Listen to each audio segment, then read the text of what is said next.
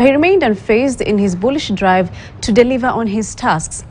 Here's our reporter Grace Nganga with a story of the life and times of Professor George Magoha.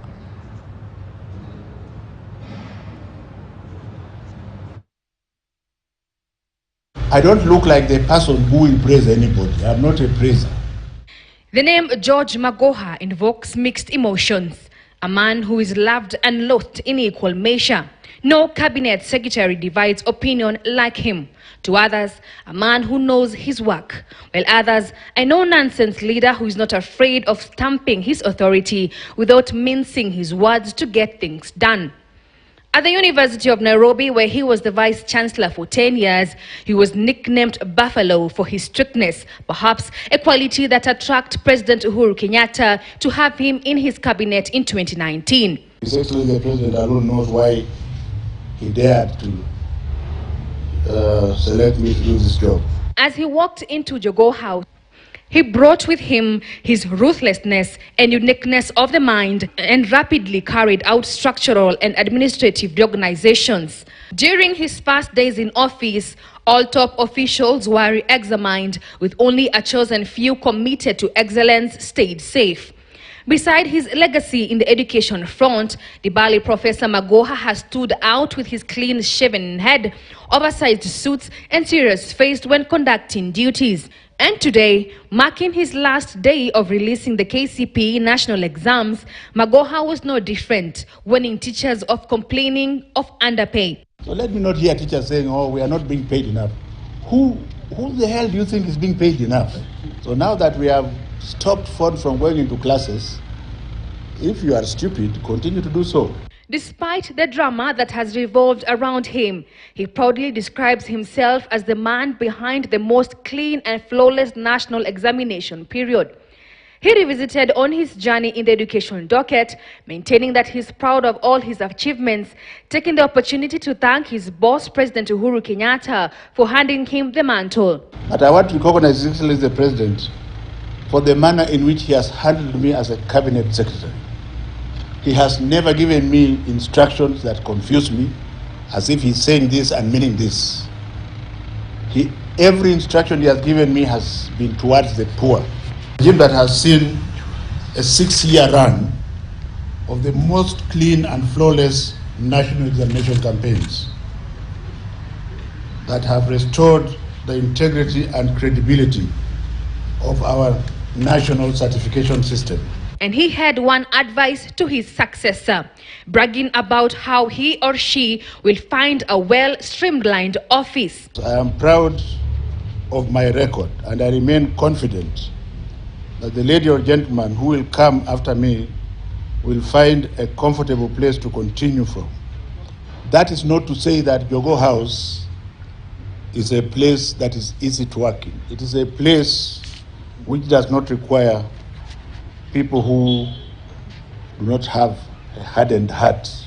The 70-year-old professor of surgery will leave behind a legacy of stamped-out cheating in national examination, changing the examination processes, including printing, storage, and distributing of exam papers. He will also be largely remembered for the successful implementation of the competency-based curriculum CBC, one of President Kenyatta's legacy projects. Grace Nganga, KTN News. Of course, Magoha was known to have a lot of things he used to say, of course, with regards to education. I want us to take a look at 3 different bites. The first one, he is talking about exam preparedness. Let's take a look at that.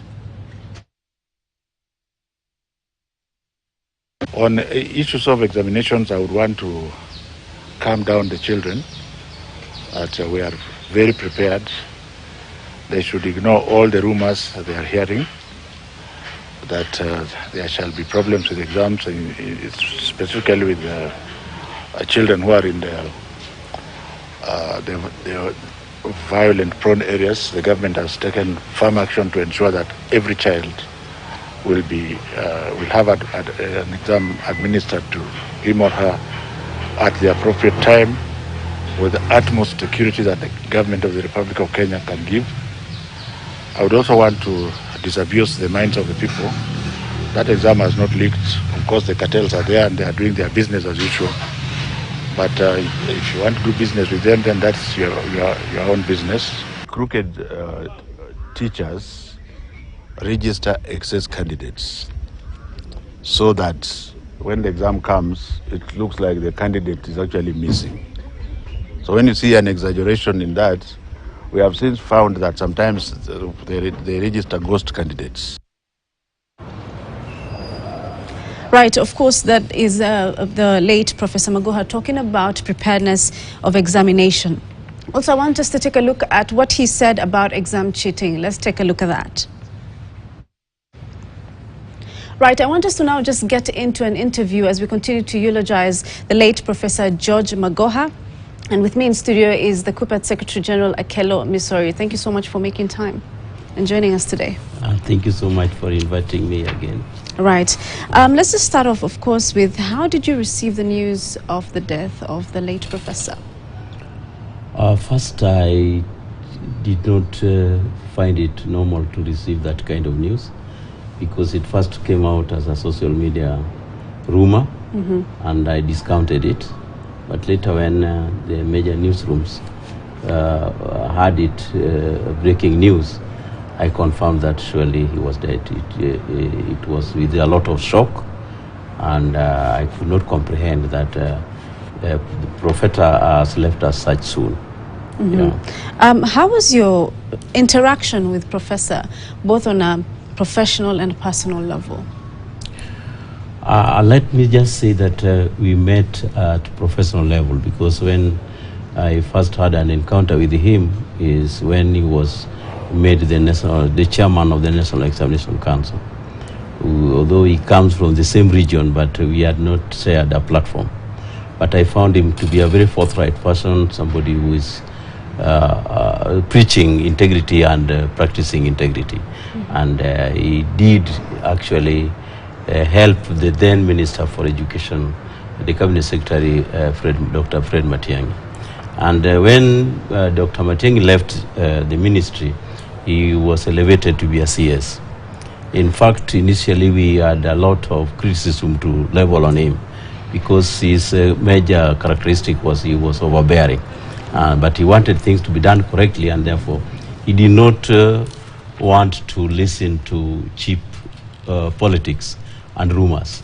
So he was always somebody who was very firm and would always pursue his ideals. He was very passionate about that, and sometimes he would say that he did not trust anybody, even himself, especially when he wanted things to be done. And this was exemplified by the manner in which he was found everywhere, and this one minimized the cheating which was there in exams. To a large extent, this would appear to be very positive, but to many, to us, we thought this one was also a weakness. But because of that, the period that he lived and when he was in the ministry and the examination council, we had very limited maneuvers for the cartels who are selling exams and derailing the candidates. Before we get into those details, of course, initially, like you had said, you maybe have found him a bit overbearing. What are some of the issues that you were not agreeing with him at that particular point? One of the things that we picked for criticism is when the 100% transition was in force. We expected the personnel in the ministry to be on spot in giving the details. And you would realize that the minister is leaving Nairobi to go to Kilifi to look for a candidate or a student who has not reported to Form 1. We thought that one was supposed to be done by people who are under him. So that one, he had hands on to the extent that he was doing other people's jobs. So that is where we could at times criticize him. Right. Yeah. And did you try to bring it up to him, or how was his reaction? We would share with him, but he would dismiss us as telling us that we did not know because he did not trust anybody, including himself.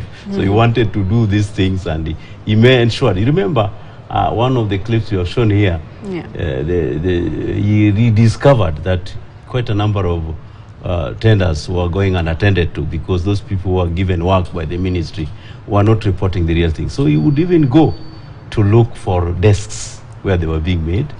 He would even go to inspect buildings which were being made. Remember, in the 2 years prior to his leaving office, he inspected and brought a record that he brought the building, the construction works, the houses which were meant to cost 1.2 million.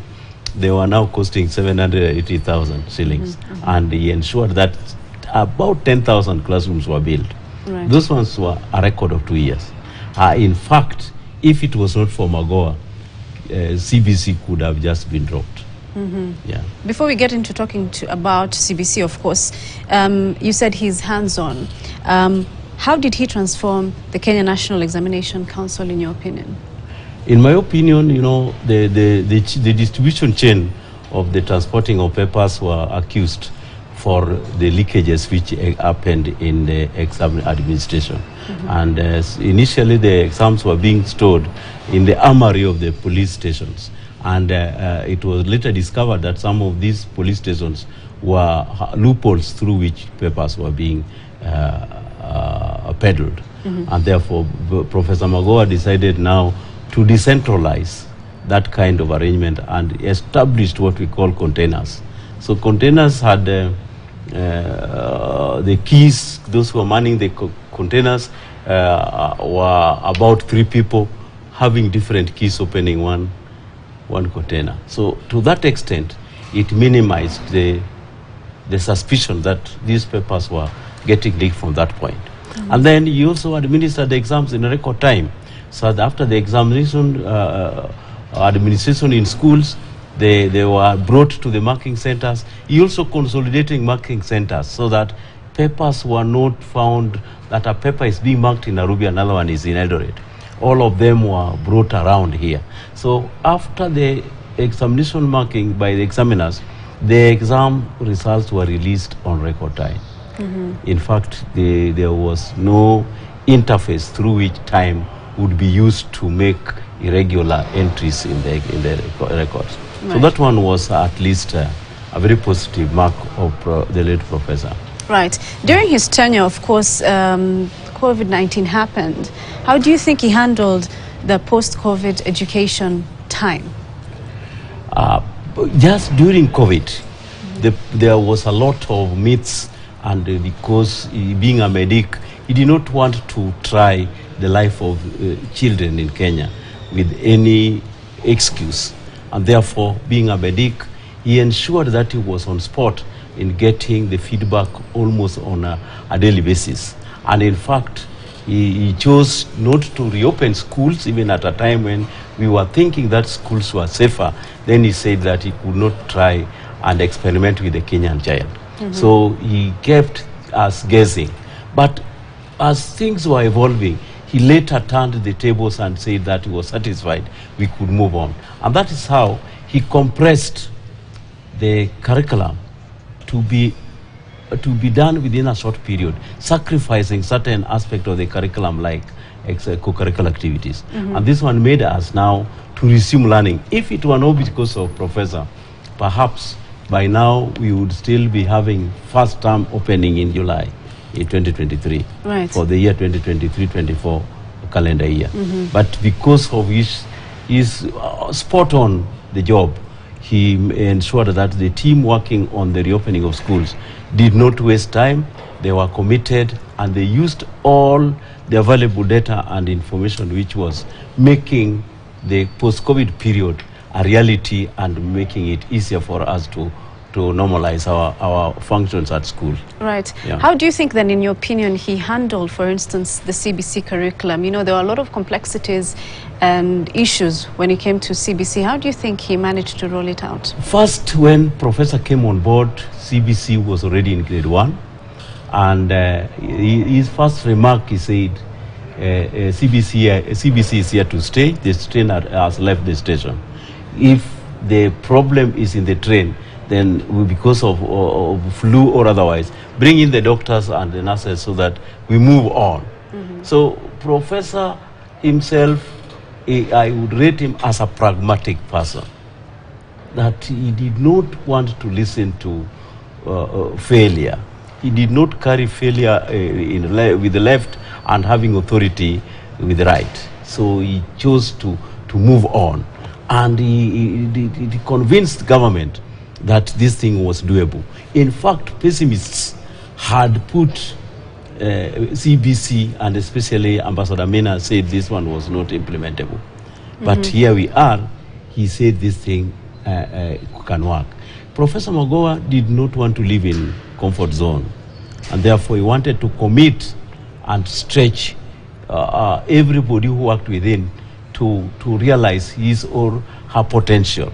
And that is how he managed the implementation of CBC, amidst challenges. Right. And he was sure this thing was going to succeed. And in fact, even me, I share with him the belief that if we were not looking for cheaper options, then even domiciling CBC in primary school could not have been taken as an option. We could have just gone to secondary schools, established tents, and then sent teachers there, because it was a very good environment for that. But because this is also a political process, I think Kenyans deserve to be respected with the decision that the president made them to believe that this thing is the way to go. Right. So we are postponing a problem, but we will need the new cabinet secretary to use similar attributes of the late professor to steer the ministry the way he did. Yeah. How different was he from previous cabinet secretaries or even ministers? How different was Prof. Magoha? Professor Magoha was hands-on. You know, there are people who would think that everything is happening in the sub-counties, yet nothing is happening. So with him, he would go even to count learners in a classroom. That you have seen what he was saying, that numbers were being inflated. So he would go have a spot check and then realize that heads of schools have just inflated figures. Then he would come to Nairobi to say that, no, let us be reasonable people. Yeah. Yeah. Now I want us to talk about, of course, some of the contribution that he had. At some point, he was a vice-chancellor of University of Nairobi. And he was known when he came in to maintain sanity and accountability, especially even with regard to the finance department. How would you rate his skills, and how do you think he managed to shape university education? Now, one thing which Professor Magoha, I think, did not believe in was bureaucracy. And I think that is what made him be different from others. That he is somebody who was spot on, and he was also shrewd. I later learned yesterday that he also did some management courses outside this country. I think Professor Magoha was very shrewd. As much as he was also pragmatic, he was also very shrewd. Because during his tenure in the University of Nairobi, I think there were very limited student unrests. Yes. Nairobi University used to be having a lot of unrest. But even back here in the Ministry of Education, we had a lot of issues. But I think he cooled our nerves because of his consultative nature, which were sometimes very abrasive, but yielding results. He would call whenever there were issues. He would call, Kupet, what are you people saying? He would make us believe that what was happening could be changed or could work in a different way. I think that is how he managed to be different. I must also add here that during the period that I've been in the union leadership, I think he's the longest serving minister that we had. And at a time when there are so many things, there is this 100% transition, there is also the COVID, and also the management of exams. These ones were done with little friction, but at least results were there, and there's proof that these things happened in a more very safe manner, and I think we didn't have issues along such lines because of his characteristics. Right. There were cases of leakage and there was reduced cheating also by the time, around that time that he was the cabinet secretary. But of course now there's of course suspicion that cheating is coming back and all. What are your thoughts on that? One major attribute that Professor Magoha is a person of integrity, and he practiced it, and he did not hide it. We would be running the risk of discussing leakages or irregularity again, because we don't want to talk about it. Professor Magoha would say, even when schools are burning, he would say, continue to burn, but I will not give you the cheaper option. That we will not allow this country to accept theft to be a virtue. So he decided to move us along that line. But the current things, the things which may happen currently, may be suspect, because we do not want to accept that these things occur among us. Yeah, so that is the difference, that if we don't accept, if we don't own up that this thing could have happened, then we are calling for more interventions, more inquiry, more audit, and so on. Professor Magoha did not leave a gap to be exploited. You would criticize him that he was very punitive, but in the long run, the grades that the candidates got were genuine grades that they made them or enabled them to pursue courses of their choice in the university or higher institutions of learning. Yeah. Okay, we're going to come back and talk about the grade issue, but first I want us to take a short break. We are still talking about the